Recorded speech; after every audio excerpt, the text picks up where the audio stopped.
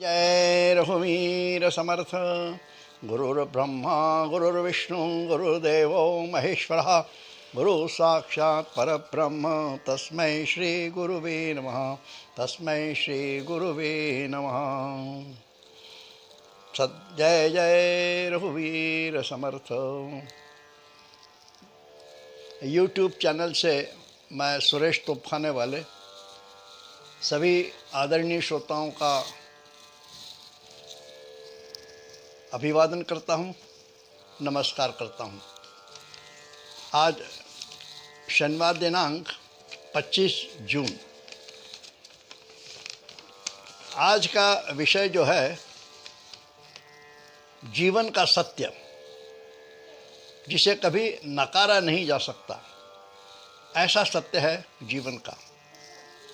क्या है वो, उसी के ऊपर आज हम चिंतन करेंगे।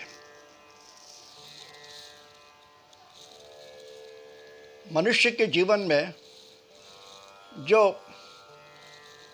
शाश्वत है, जो सत्य है, वह एक ही है, मृत्यु। मृत्यु तो सबको आने वाली है और वो आती ही है। उसे किसी प्रकार से नकारा नहीं जा सकता। मृत्यु शब्द ही ऐसा है कि जहाँ हम सुनते हैं ना, तो हमारे रोंगटे खड़े हो जाते हैं, सुन्न हो जाते हैं, घबराहट आ जाती है, बेचैनी आ जाती है।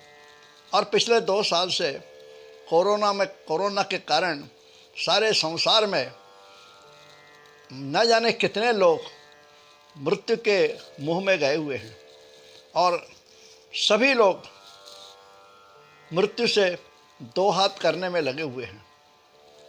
मृत्यु जो है वो अटल है। मृत्यु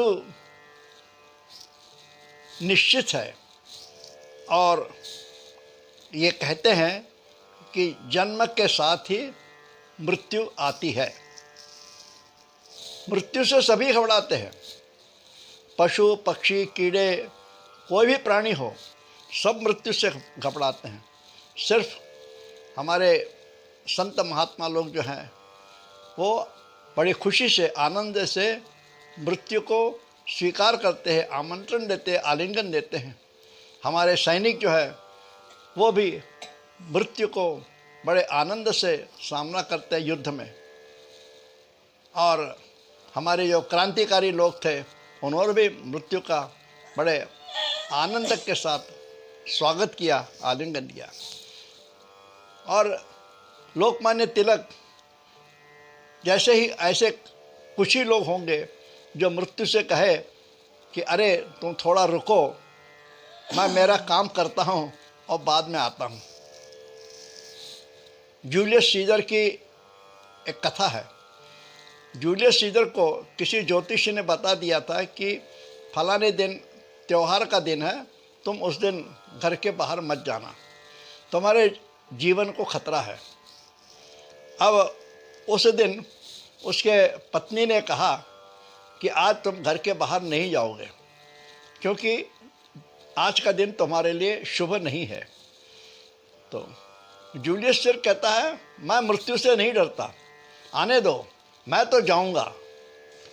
उसने जो वाक्य कहा था, cowards die many times before their death, cowards die many times before their death except him once, seeing that death is certain, the necessary end will come when it has to come। इस प्रकार से यानी मृत्यु से निडर होना। मृत्यु जो है वो बिना निमंत्रण आती है, उसे कोई निमंत्रण की आवश्यकता नहीं है। उसकी सत्ता सर्वत्र है, सब जगह उसकी सत्ता है, लेकिन मृत्यु पर सत्ता किसी की नहीं है। ये एक जर्मन विद्वान है, वो कहता है the greatest fact of life is death, यानी जीवन का सत्य है, greatest fact of life is death. और प्लेटो ने तो, दार्शनिक प्लेटो ने तो उसके ऊपर एक किताब लिखी है, किताब का नाम है मेडिटेशन ऑन डेथ। अनेक संतों ने मृत्यु के विषय में अपने अपने ग्रंथों में उल्लेख किया हुआ है, उसका विवरण किया हुआ है। समर्थ रामदास स्वामी ने भी मृत्यु के ऊपर एक अध्याय समास लिखा हुआ है और उसमें वो कहते हैं कि मृत्यु जो है वो कोई भेदभाव नहीं करती है, चाहे राजा हो, रंक हो, मंत्री हो, सेवक हो, विद्वान हो, शंख हो, हाँ, किसी भी जाति का हो, धनवान हो, रईस हो, कोई भी हो, मृत्यु आती है और उसको ले जाती है। एक साधक था, वो अपने संत महात्मा के पास जाता है और उनसे दो प्रश्न पूछता है। एक प्रश्न उसका था कि मेरा भविष्य क्या है, और दूसरा प्रश्न था संत लोग हमेशा शांत कैसे रहते हैं।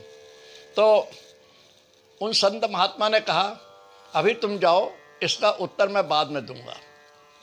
अब कई दिन हो गए और फिर संत महात्मा की उससे मुलाकात हुई, प्रणाम किया उसने, और उसने फिर वही महात्मा से प्रश्न पूछा, मेरे प्रश्नों का उत्तर क्या है। तो संत महात्मा उसको ओर देख के बोले, अरे बहुत दुर्भाग्य की बात है कि 8 दिन में तुम्हारी मृत्यु आने वाली है। उसको देखकर कहा, अरे वो जैसे ही ये सुना उसने कि 8 दिन के बाद मेरी मृत्यु आने वाली, 8 दिन में, वो घबरा गया। उसका शरीर जैसे कि सुन्न हो गया हो और घबराहट के मारे बेचैन हो गया वो कि मेरी मृत्यु आने वाली है 8 दिन के अंदर। तो स्वामी जी ने, महात्मा ने उससे कहा कि इस 8 दिन के अंदर तुम बड़े सदाचार से रहना और किसी भी प्रकार से किसी को, मैंने जो आपका व्यवहार जो रहेगा वो सदाचार का रहना चाहिए, किसी से कुछ झगड़ा नहीं करना, कुछ नहीं करना, भगवत भक्ति करना, इस प्रकार से करना 8 दिन तक। अब वो घर गया और घबराने पत्नी से कहा, पत्नी भी घबरा गई, 8 दिन के अंदर जाना है, 8 दिन के अंदर जाना है। लेकिन वो जो साधक था वो 8 दिन तक इस प्रकार से रहा, न किसी से झगड़ा किया, न किसी को डांट डपट की, पत्नी से, बच्चों से सबसे अच्छा व्यवहार किया। यहाँ तक कि उसका पड़ोसी से झगड़ा था, किस बात पर, ज़मीन की बात पर उसका पड़ोसी से झगड़ा था। उसने उसके पास जाकर उस झगड़े को बड़े आनंद से निपटा दिया, सुलझा दिया और दोस्ती कर ली। जिसका कर्जा देना था उसका कर्जा दे दिया, जिससे लेना था उसको लेना छोड़ दिया कि क्या करना है, 8 दिन बाद तो जाना है। और इस प्रकार से वो बड़े शांत और भगवत चिंतन में और सदाचार से 8 दिन रहा, जिंदा रहा।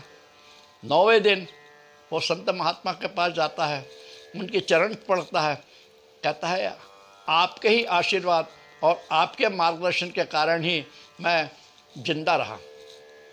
तो संत महात्मा उससे पूछते हैं, अच्छा ये बताओ कि तुमने 8 दिन ये कैसे गुजारे। तो वो सब बताता है कि 8 दिन तक मैं किस प्रकार से रहा, शांत रहा, भगवान का चिंतन करता रहा और सभी से सदाचार से व्यवहार किया, किसी को डांट डपट नहीं, बड़े प्रेम से सबसे, पड़ोस से, घर के लोगों से, न बच्चों को डांटा, न पत्नी से कभी कलह किया, कुछ नहीं, और बड़े शांत से मेरा व्यवहार और दुकानदारी भी, सब कुछ बड़े आनंद से मैंने की है। इस प्रकार से सारा कुछ जो कुछ 8 दिन का था उसने बता दिया। और इसी के कारण गुरुजी महात्मा से उसने प्रणाम किया और आपके कारण मैं जिंदा रहा। राजा परीक्षित, तो संत महात्मा कहते हैं मेरे तुम्हारे प्रश्न का उत्तर दूसरे प्रश्न का यही है। संत लोग शांत क्यों रहते हैं? इसीलिए रहते हैं कि वो हमेशा भगवत चिंतन में रहते हैं, सद्व्यवहार में रहते हैं, सदाचार में रहते हैं और किसी से कोई टंटा नहीं, झगड़ा नहीं, व्यवहार कुछ नहीं, इस प्रकार से, इसलिए वो हमेशा शांत रहते हैं। इस प्रकार से उन्होंने बताया। यानी राजा परीक्षित का भी यही था, उसको भी 8 दिन के अंदर नाग डसने वाला था, हाँ, तक्षक नाग डसने वाला था। वो भी जानता था कि 8 दिन में मेरी मृत्यु होने वाली है। तो 8 दिन राजा परीक्षित भगवत भक्ति में लीन रहा। इस प्रकार से उन्होंने कहा। तो जब हमें इस प्रकार से मालूम होता है, हमारा जीवन जो है सदाचार, प्रेम, शांति से होना चाहिए। इसी संदर्भ में एक कथा है जो मैंने पढ़ी थी, आपको सुनाता हूँ। सम्राट विक्रमादित्य सब जानते हैं, बड़े प्रजावत्सल और अपने राज्य में प्रजा की हमेशा कुशलता देखना, सुख संपन्नता देखना, प्रजा को सुखी रखना, यह उनका ध्येय था। तो इसी उद्देश्य से वो एक बार अपना वेश बदलकर राज्य में घूमने के लिए निकलते हैं। उन्होंने अपना वेश बदल लिया, एक गरीब किसान के रूप में। हाँ, फटी ऊपर बंडी पहन ली है, धोती है मैली सी, और हाथ में एक डंडा लिए, ऊपर सिर पर एक गमछा बांध लिया है, और किसान जैसे होते हैं उस प्रकार से वो सम्राट विक्रमादित्य निकले। जाते जाते एक जंगल में पहुँचे। जंगल में जैसे ही पहुँचे तो वहाँ उन्होंने देखा एक जंगली रीछ, अच्छा मोटा ताज़ा, वो रास्ते से जा रहा था। राजा एक पेड़ के पीछे खड़े हो गए, देखने लगे कि यह रीछ क्या करता है। थोड़ी देर में देखा उन्होंने, वो रीछ जो था वो रास्ते में बैठ गया और ऐसे हाथ पांव चलाने लगा। उतने में वो रीछ जो था वो एक सुंदर कन्या के रूप में वहाँ हो गया, रूपांतर हो गया उसका। उसने देखा सम्राट विक्रमादित्य ने, अरे और यहाँ तो रीछ नहीं है, ये तो एक सुंदर कन्या, नवयौवना बिल्कुल। और इस प्रकार से वो लड़की कन्या जो वहाँ खड़ी हो गई और चलने लगी मटक मटक कर अपने काम अदाओं के साथ, और आगे जाती है। सड़क के बाजू में एक कुआं रहता है, वो कुएं के पास जाके बैठ जाती है। उसी समय दो सैनिक, राज्य के दो सैनिक थे जो छुट्टी लेकर अपने घर जा रहे थे, और दो सैनिक जो थे वो भाई थे, एक ही घर के थे। वो घर में जाता, वो वहाँ से निकले, वो भी कुएं के पास शायद पानी पीने के लिए वहाँ पे आकर बैठ गए। तो वो लड़की जो थी कन्या, षोडशी कन्या सुंदर, वो उन लड़कों के ऊपर जादू करने लगी। वो कहने लगी, मुझे बहुत भूख लगी है, आप लोगों के पास कुछ खाने को हो तो मुझे खाने को दो, और अपनी अदाओं से उन लड़कों को मोहित करने लगी। बड़ा लड़का जो था वो मोहित हो गया और उसने कहा, मेरे पास खाने के लिए तो अभी कुछ नहीं है, लेकिन तुम रुको, मैं तुम्हारे लिए पड़ोस के बाज़ार से कुछ न कुछ खाने के लिए ले आता हूँ। और वो तुरंत जाता है। छोटा भाई जो है वो वहीं रुकता है और वो बाज़ार चला सामान लेने के लिए चला जाता है। अब वो लड़की जो है वो छोटे भाई के ऊपर फिदा हो गई, उसको मोहित करने लगी। तो वो कहता है, छोटा भाई, नहीं, मेरा भाई आपके ऊपर मोहित है और मैं इस प्रकार से काम नहीं कर सकता। और इस प्रकार से उनका, वो लड़की जो थी वो लड़के छोटे भाई को फुसला रही थी, लेकिन वो फुसला नहीं। वो भाई जो था बहुत सीधा था और उसको मालूम हो गया था बड़ा भाई जो है वो इसके ऊपर मोहित है, तो अब मुझे कुछ नहीं। उतने में बड़ा भाई आता है, कुछ खाने के लिए लेके आता है और उनको उसी समय वो लड़की जी देखती है कि वो बड़ा भाई आ रहा है, वो क्या करती है, वो अपनी साड़ी फाड़ देती है, ब्लाउज़ फाड़ देती है और अपने बाल बिखरा लेती है। इस प्रकार से नाटक करती है और बड़े भाई से कहते, देखो तुम्हारे भाई ने मेरे क्या हालत कर दी है, हाँ, तुम ना अभी ना आते तो पता नहीं मेरी क्या हालत हो जाती। इस प्रकार से वो बड़ा भाई छोटे भाई से कहता है, क्या है, तुमने ये क्या किया ये? तो वो कहता, मैंने कुछ नहीं किया है। और वो दोनों के बहस होने लगी आपस में। वो लड़की कहती है, तुम्हारा भाई बहुत ख़राब है, मेरे ऊपर डोरे डालता था। तो दोनों भाइयों में लड़ाई शुरू हो गई। इतनी लड़ाई हो गई कि दोनों ने अपने आपस की तलवार निकाल ली और मारधाड़ शुरू हो गया। दोनों में युद्ध शुरू हो गया और इतना हुआ, दोनों लहूलुहान हो गए, रास्ते में गिर गए नीचे और अंत में दोनों की मृत्यु हो गई। अब वो लड़की जो थे हंसने लगी ज़ोर ज़ोर से और उठी कुएं से और चली।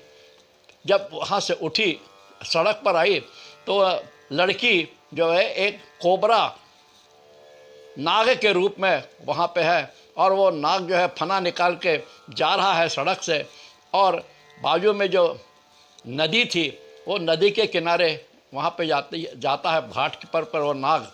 और वहाँ एक नाव रहती है, जो नाव है वो पैसेंजर को, प्रवासियों को इस किनारे से उस किनारे ले जाती है। बड़ी नाव थी, उसमें 200-300 लोग बैठ सकते, ऐसी वो नाव थी।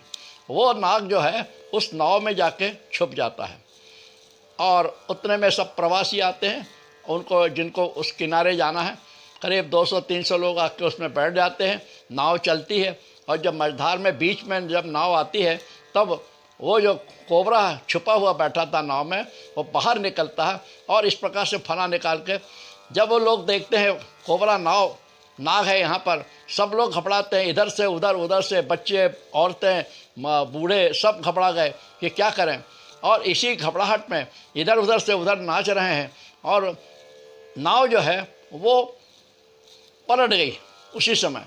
और नाव जैसी पलटी तो जितने जो प्रवासी थे उसमें वो सारे के सारे डूब गए, मर गए। अब वो नाग वहाँ से निकलता है और सड़क पे आता है और नाग का रूपांतर एक ज्योतिषी पंडित के रूप में वहाँ हो जाता है। वो पंडित जो है माथे पे टीका लगा हुआ है, गले में रुद्राक्ष की तुलसी की माला है और पीतांबर पहना हुआ है, पाँव में खड़ाऊ है, हाथ में पंचांग है। इस प्रकार से जो पंडित का रूप होता है उस रूप में वो जा रहा है। सम्राट विक्रमादित्य सब देख रहे हैं। वो देख के उनसे रहा नहीं गया तो वो आते हैं उसके पास और पूछते हैं, क्या है, तुम कौन हो, क्या कर रहे हो। तो वो पंडित जी कहते हैं, तुम्हें क्या करना है इससे, तुम अपना काम करो, तुम्हें क्या करना मतलब है इससे। ये नहीं, मैं सवेरे से देख रहा हूँ आप पहले जंगली रीछ थे, फिर एक कन्या के रूप में आए, फिर अब ज्योतिष के रूप में आए, कोबरा के रूप में आए, फिर ज्योतिष के रूप में आए, ये क्या है सब, मैं आपको छोड़ूंगा नहीं। तो तुम कौन हो। कहता, मैं इस राज्य का राजा हूँ, सम्राट विक्रमादित्य, मैं जानना चाहता हूँ कि तुम कौन हो। तब वो पंडित क्या कहता है, पंडित कहता है कि आप जानना चाहते हो मैं कौन हूँ, मैं महाकाल हूँ, मैं मृत्यु हूँ, संसार के जीवों का नाश करना मेरा काम है। ये वो पंडित करता है। तो वो राजा पूछते हैं, आप जिसे चाहे उसे मारते हो क्या। नहीं, पंडित जी कहते नहीं, मैं उस परमपिता ईश्वर का एक क्षुद्र सेवक हूँ, उसकी आज्ञा के बिना मैं कुछ नहीं कर सकता, उनकी आज्ञा जब होती है तब मैं यह काम करता हूँ। तब आप ये अलग अलग रूप क्यों लेते हैं, सम्राट पूछते हैं, अलग अलग रूप क्यों लिया आपने। तो पंडित जी कहते हैं, जैसे जिसकी मृत्यु निश्चित रहती है मैं उसका पालन करता हूँ। अब कोबरा नाग के कारण उनकी मृत्यु लिखी हुई थी, नाव में पलटना। हाँ, उन दो भाइयों की मृत्यु वैसी लिखी थी। तो जैसे जिसकी मृत्यु लिखी रहती है उस रूप में आते हूँ और उनका देता हूँ। तो इस प्रकार से मृत्यु है और मैं उनका पालन करता हूँ। तो मृत्यु ऐसी है, मृत्यु न हो तो जीवन निरर्थक है, मृत्यु के कारण जीवन में अर्थ है। मृत्यु का रहस्य जो है नचिकेता ने यमराज से जाना था और भगवत गीता में भी मृत्यु की चर्चा है। वास्तव में जन्म के साथ ही मृत्यु निश्चित हो जाती है। तुम्हारी मृत्यु, हमारी मृत्यु कब आने वाली है, उसकी तारीख, समय, स्थान, यहाँ तक कि मृत्यु के समय हमारे पास कौन कौन रहेगा, यह सब निश्चित हो जाता है। लेकिन विधाता जो है हमें इन बातों को गुप्त रखा है। विधाता ने कुछ बताया नहीं। ये एक असल में सिक्के के दो बाजू हैं, जन्म और मृत्यु है। जिसका जन्म होता है उसकी मृत्यु तो होती है। हम आज रोज़ अखबार पढ़ते हैं, सुबह सुबह जब अखबार खोलते हैं तो अखबार में क्या रहता है, पहले पन्ने से लेकर आखिरी पन्ने तक मृत्यु की खबरें रहती है। और मृत्यु किस प्रकार से रहती है, स्वाभाविक मृत्यु तो रहती है, कोई बीमारी से मरा, कुछ मरा, लेकिन आत्महत्या, खून और अपघात, एक्सीडेंट, कहीं ट्रेन का एक्सीडेंट, कहीं हवाई जहाज का एक्सीडेंट, किस प्रकार से मृत्यु आती रहती है। यानी मृत्यु किसी प्रकार से आई और कोई आत्महत्या करता है, कोई दहेज के लोभ में औरत स्त्री की हत्या होती है। यानी हत्या किसी भी रूप में हो, हत्या आती ही रहती है। और जीवन का सत्य जो है वो यही है, मृत्यु है, जिसे नकारा नहीं जा सकता। तो इसलिए हमें, क्योंकि मृत्यु सत्य है, अपने जीवन को सत्कार्यों में लगाना है चाहिए।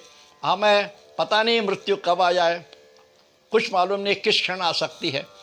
इसलिए अपने जीवन में सदाचार रहे, भगवत भक्ति रहे, ईश्वर का चिंतन रहे और उसी में हम अपना इस प्रकार से व्यवहार करें, सदाचार से, किसी को कोई पीड़ा नहीं देना, कुछ नहीं करना और प्रेम से सबके साथ रहना।